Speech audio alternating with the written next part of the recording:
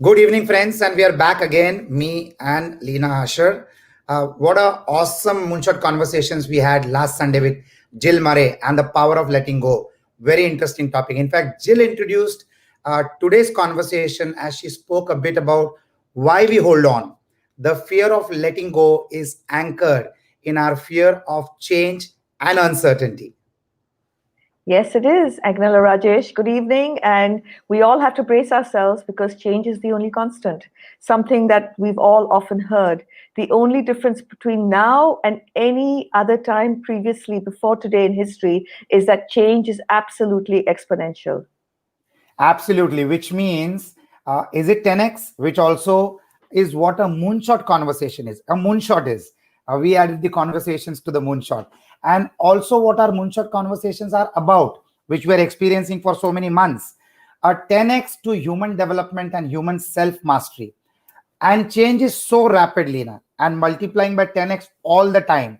So, the multiplying effect makes the change so exponential, and we are feeling it all the more today.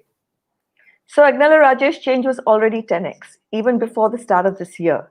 We were already living monumentally different lives to the way our parents lived and our grandparents lived. Technology had already changed everything, the way we work, the way we travel, the way we socialize, the way we play. We were already transacting with the world in a very, very different way. Online bookings for travel, online shopping, all of this was already the new normal. And Yes. while we were already experiencing these changes, this last year has only made it even more aggressively exponential. And which we're experiencing the change in the way we consume content for pleasure as for learning as never before. Absolutely. So true. And now it has escalated even further. Businesses, people, and governments worldwide understand this so clearly. So, once upon a time, when we spoke about future trends, we were able to predict what would happen in a year, 2 years, 5 years from now. But that is no longer the case. We barely know what to predict tomorrow, let alone a month or a year from now. What will the world look like? Actually, nobody knows. Even highly regarded futurists like Ray Kurzweil are only guessing what it would look like because technologies are being created at such exponential rates. Yes, absolutely. In such a short time, we went from BlackBerry to Nokia to absolution of both, thanks to Apple and the smartphone. So no longer can we innovate or invent anything and then just sit back. Orkut, which was the original social media site, this pioneer has vanished. Kids today are not even aware that something like Orkut ever existed, but it was the pioneer. So paradigms keep shifting and the game keeps changing. And with change being so exponential, change is not linear anymore. It's disruptive and just not predictable. Lena, the thought of change is not a comfortable thought to most of the people. Well, Adela Rajesh, we have one ability that as humans, it's a challenge as well as a gift. The phenomenon of human consciousness, it comes with the ability to worry about change and to worry about the future. For all other animals, as far as we know so far, there is no worry about the future. There's only living in the now. But, Lena, what about when an animal faces a predator? So that is not a worry, according to me. When an animal faces a predator, that is fear. This fear will lead to heightened vigilance, but in that immediate moment, then that animal that is a prey will either get eaten, so there's no worry, no fear, or it will escape. And then once it escapes, this fear no longer exists. Its body goes back to normal till the next predator comes along. So this is different for humans as we have the unique ability to have constant worry. So we have constant heightened vigilance for Yes. fear about imagined future events, and in the absence of a predator, then this stress and fear is not necessarily only in the moment, it is pervading and constant, and it affects us in monumental ways. In fact, humans are unique in their ability to predict what is next. We can imagine entire future realities in our head. In one way, I can see that this ability to imagine the future is a boon. It is motivating to be able to plan goals and imagine them coming to life. And yet, we have to pay a price for this ability. This time has shown us that, as a rule, mankind prefers certainty to uncertainty. This time of uncertainty has highlighted that fact so well, Lina. So well said, Agnel Rajesh. Most mankind absolutely prefers certainty to uncertainty, and it's unbelievable. Can you believe that studies have shown that given a choice, people would rather be electrically shocked for sure in the now than maybe electrically shocked in the future. So can you imagine that we have greater nervous system activation when waiting for an unpredictable shock than an expected one that we are sure to get? So you are saying that research shows that, given a choice to choose between a certain electrical shock now or a possible maybe electric shock in the future, people will pick the for sure certain electric shock now. Absolutely. And I found this study was puzzling, but as podcaster Tim Ferriss says, studies show that people prefer unhappiness to uncertainty. And this explains why, as Jill Murray and we explored last Sunday, why so many people stick in dead end relationships and marriages, because they choose the unhappiness over the uncertainty. Fantastic, Lina. We have got so many friends joining us, Lina. There is Ravi Salunke, Sandeep Pote, Vinita Melvani, Shubhangi Tirodkar, Royston Chatterson, Rohit Raul, Amol Patil, Nidhi Bandari, our very dear friend Sally Ann, Divya Punjabi. Sally Ann has a comment: change is uncomfortable because all change is not good. And because we don't know the outcome of change, most of us prefer to stop, since we may be giving up something better, which we have now. So that's a comment coming in from Sally Ann. Absolutely. And for everybody watching, Sally Ann is a very special guest next Sunday, and we'll Yes, introduce her at the yes, end of the show. yes. And Divya has a comment again. Divya says, true in education, we were so apprehensive to use technology to teach children. And today, all educators are grateful to it. So learning has continued. Lina, do you think a hybrid model will be the future for schools? Absolutely, Divya. I do not think we're going to leave technology outside our learning environment in the future at all. Technology has shown us so many things. I mean, if we look at Netflix being able to personalize entertainment, we've suddenly understood that technology can actually personalize learning. Kids can follow their interest rather than a set curriculum and a set textbook and a set design. So yes, I think I've said to a lot of people, while this time has been painful for a lot of people, I think that this time is going to be the biggest disruptor to education in a way that the planet and humanity truly needs. Absolutely. Coming back to certainty and uncertainty topic, different people have different tolerance levels and responses to uncertainty, right, Lina? Absolutely. So, at a university in Canada, and I think I think it was the University of Quebec, researchers developed an intolerance of uncertainty scale, which measures how many people desire and seek out predictability and how they would possibly react to uncertain situations. The more the need for predictability, the more the anxiety disorders, worry, and depression. So there is a definite link between uncertainty, anxiety, worry, and depression. So the research suggests that uncertainty is a necessary condition for anxiety of any kind. That to be anxious, you become anxious in the thought of there being something uncertain. You used the word, Agnel Rajesh, worry and anxiety. There seems to be a little bit of difference in both these words. Worry seems to be the mental process, the thought worms that we have, that we keep thinking about what may happen in the future.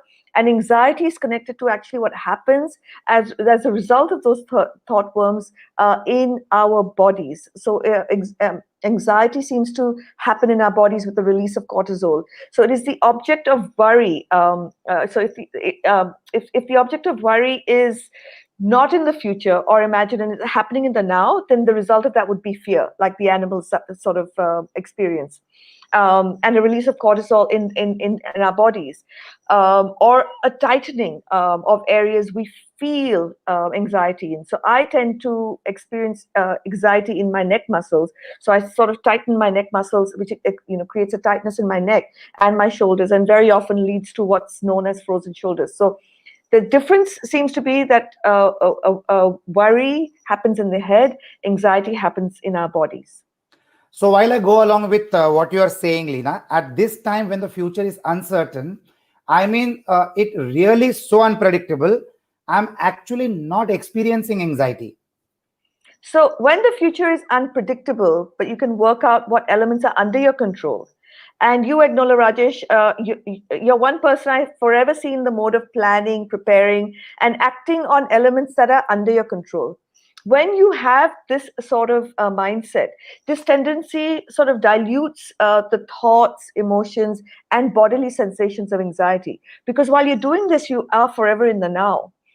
This is what I've observed about you, Agnala Rajesh, that you're constantly doing this. So people able to control their thoughts, control their anxiety, and they do so as they spend less time in the future and more time in the present. And that is what keeps our amygdala under control, the ability to stay present. So the key is to control what we can, stay as present as possible, so we cannot, so we don't feel overwhelmed. Is that the message, Lina? Yes, so one of the key concepts I discussed just last week in an interview with Dr. Kim John Payne, who's a counselor and an educator, is a finding which is fairly scary, that the amygdala, the center of our brain that's sort of responsible for our fight or flight response, is actually increasing in size with every generation of mankind. And he puts this down largely because of the increasing overwhelm each generation of children are experiencing. He, in fact, in his counseling session, says that, he encounters children who come into his counseling sessions that have similar body sensations to war veterans. They actually end up having PTSD, which stands for post-traumatic stress disorder, which is fairly, extreme for children to have. So that is alarming. Somewhere else I heard you say that each generation's IQ is increasing and yet EQ is decreasing. So what are some of the reasons for these changes? So, from what I have read, the indication is that IQ is roughly increasing 3 points per decade. And some of the reasons that have been offered is that we have better nutrition, wider education access, more children completing schooling today than ever before. And of course, we have an absolute increase in information access. Smaller family sizes, also, which generally correlates with higher IQ scores in children, is possibly also a reason.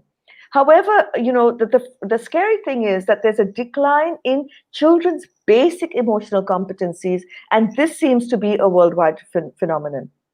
So when we say EQ is on the decline, what specifically are we talking about and what are the possible reasons? So, Nalaraja, specifically, research shows that emotional balance, emotional regulation, inner motivation, and compassionately connecting with others has all been affected. This means our ability to connect and collaborate has also been affected. A large part of this is because of the way we are parenting and educating our children.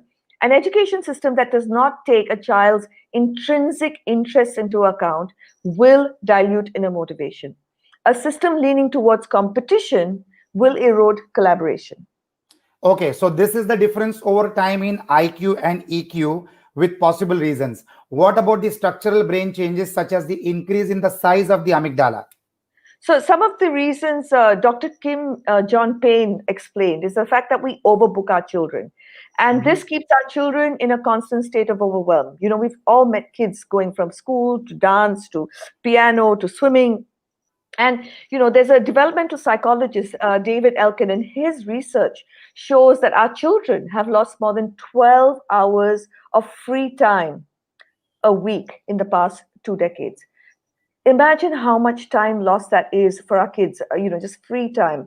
Also, what we spoke about in our episode on minimalism, that we have less space and less grace, and we have more speed and more clutter. And this is for us adults and for kids. I know of parents who used to approach me when I ran schools, and they seem to want to throw everything possible at their kids, and in some attempt to create as much possible future certainty. And in this fervent attempt, we're kind of trying to pack 18 years of development into 8 years.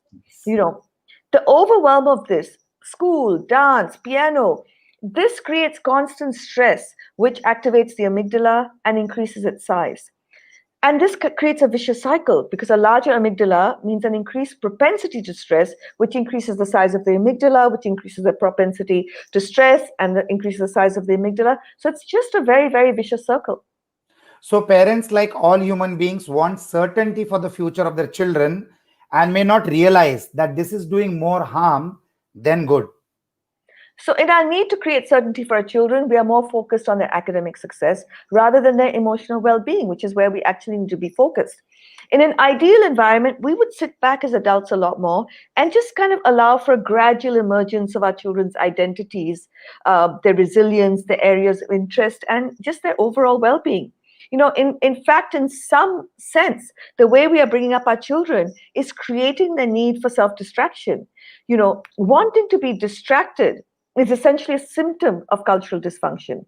If we always have an always on culture for our children, school, sports, coding, homework, just like on, these lead to internal triggers because our children feel they have no control of over their own world, their own environment, their own actions, no self-determination.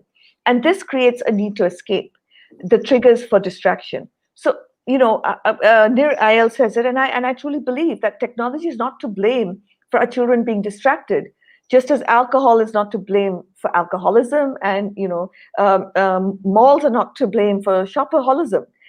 These are all balms that we kind of use to escape, ways we can be distracted so that we can temporarily just escape. But there will also be situations in which uncertainty is valued. I mean, I don't want someone to tell me what the ending of a book or a movie is. Actually, I want the element of surprise to happen. So only the uncertainty that we want, they're called surprises. So we all want temporary uncertainties or unknowns, like the ending of the book or a story, Yes. because we know that these are actually not a perceived threat to our safety. The uncertainties we welcome, we don't call uncertainty, we call them surprises. So yes, there are circumstances under which uncertainty can be exciting and motivating. So studies show that people feel more excited and work harder during tasks where the size of the reward is uncertain, but the same people would not want their salaries to be uncertain, for example. So, uncertainty is okay for the add-ons, but not for the core, and the stakes should not be too high as far as uncertainty is concerned. Lovely, Lina. So there are a lot of questions pending, which I'll take in some time.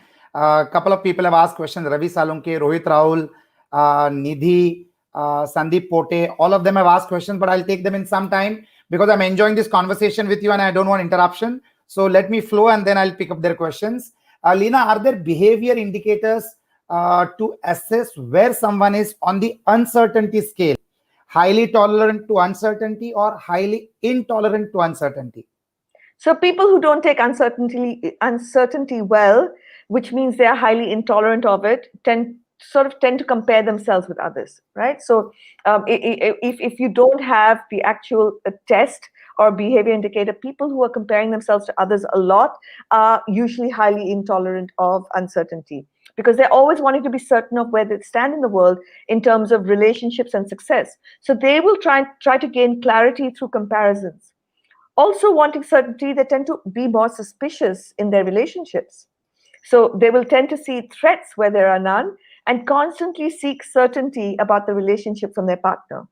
And ironically, we all know where that sort of clinging behavior leads. So the other fear is that people could miss out on great Yes. opportunities to avoid an unpredictable situation. Like, some people will not take a new job or a promotion or even avoid a social situation because, they can be absolutely no certainty in anything that's new.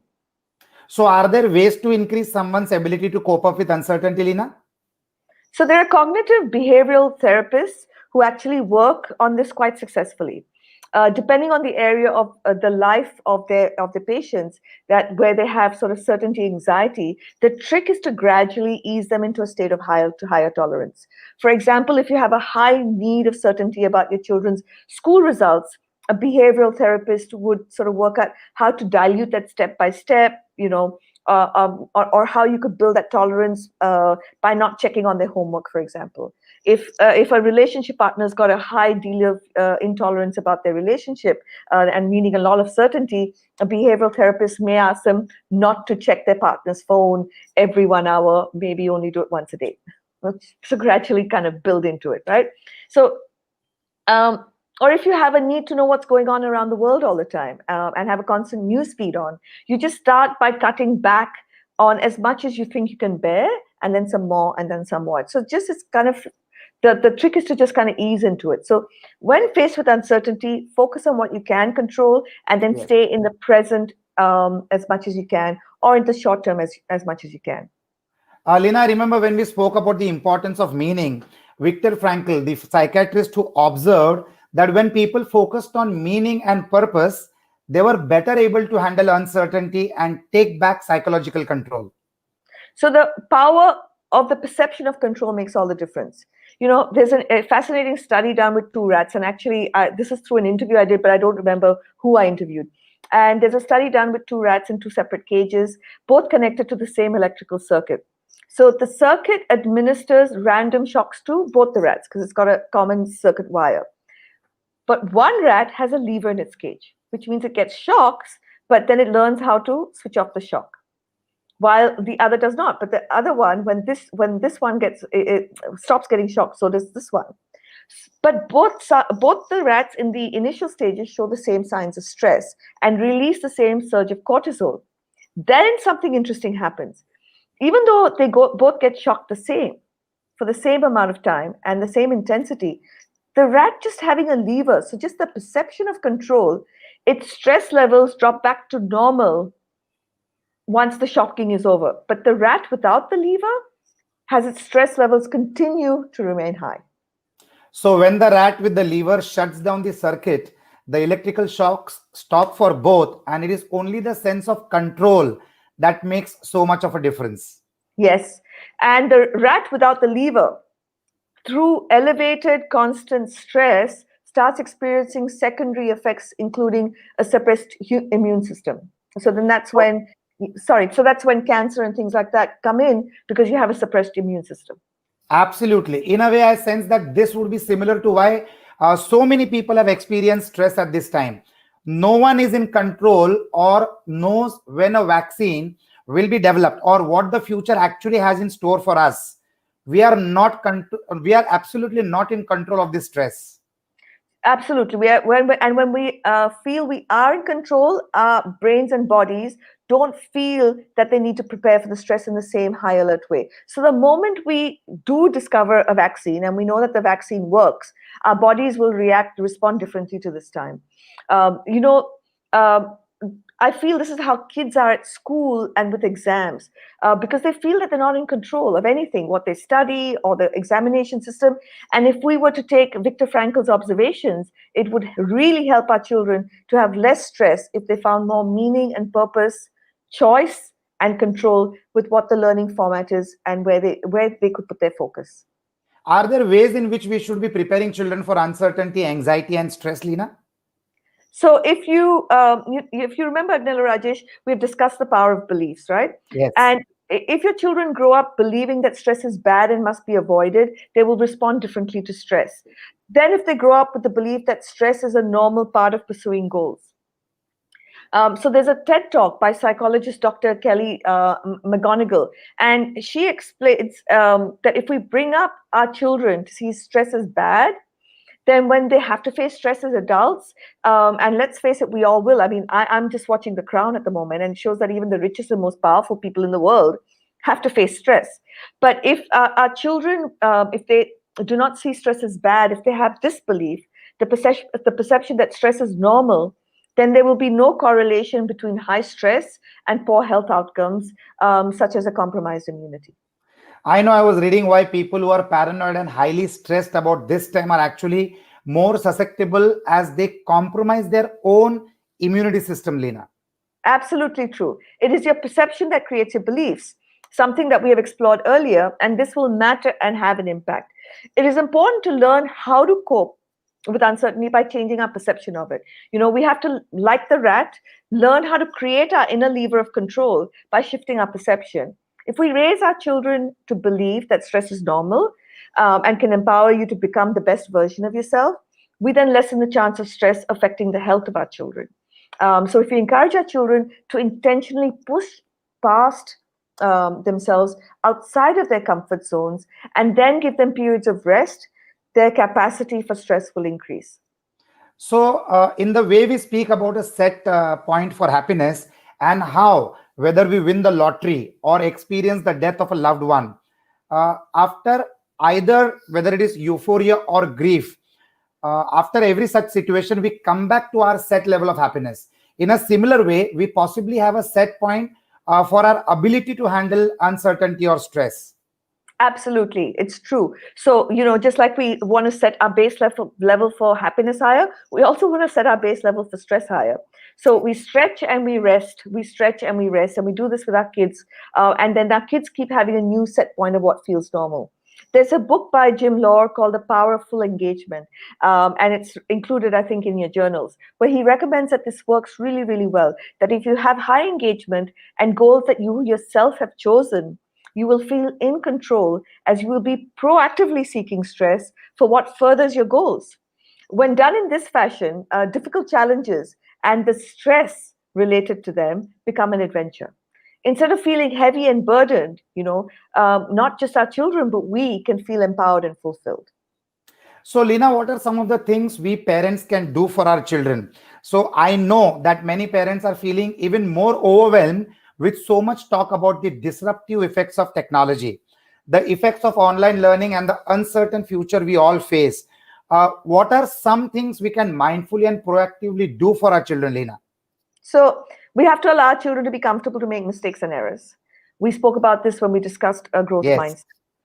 Presently, neuroscience suggests that uncertainty registers in our brains like mistakes and errors do.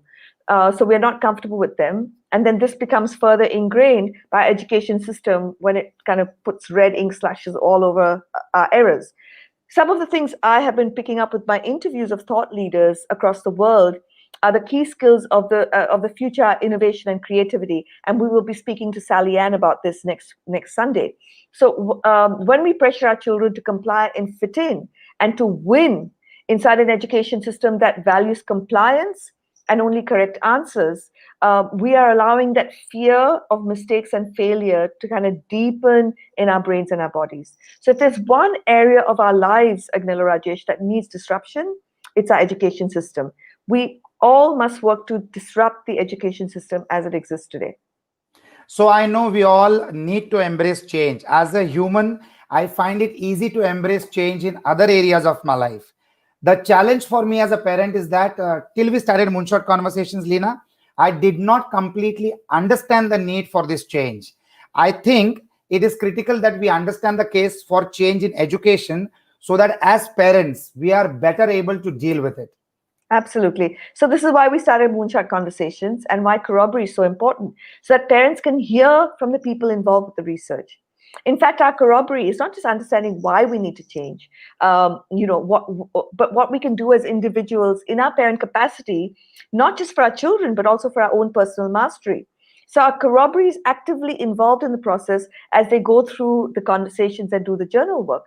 We are in a much better position today to overcome the fear of change as we have through our conversations, got a deeper understanding of the why of change. And this doesn't just go for the corroboree, it goes for me, because in preparing to speak to our corroboree, I have learned so much, as I'm sure you have, Agnella Rajesh. Absolutely. So we have resisted change in our education system for so long. But this time, when our world has turned upside down, is when parents are hopefully seeing the cracks in our long-held, industrial factory model of schooling that we've held on to for so long.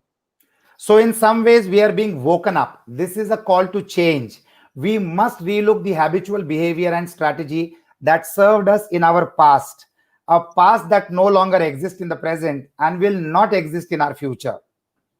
Absolutely. And yet here we are preparing our children for this new terrain with outdated maps, tools, and strategies. It's like trying to drive from Bombay to Goa with a physical paper map instead of Google Maps. We don't use a physical paper map, but yet we thrust a physical textbook in the hands of our children. And both are equally outdated. That is why the why we educate has to change. We have to, as mankind, remember that while we are hardwired to resist uncertainty, including uncertainty and change in the area of education, we must adapt to this, because we've also been given flexible and adaptive minds as human beings, and it can be trained to thrive in change. Twisting Einstein's words a little bit, the system of education we have created is a process of our thinking. It cannot be changed without changing our thinking. So, Lina, I can have 100 more points to discuss on this lovely topic, but since there is paucity of time, we have already crossed the limits. I'm going to pick up a few questions that our Corroboree has asked us. Before I do that, our dear friend Sally Ann has a comment. Thank you for the shout out, lovely humans.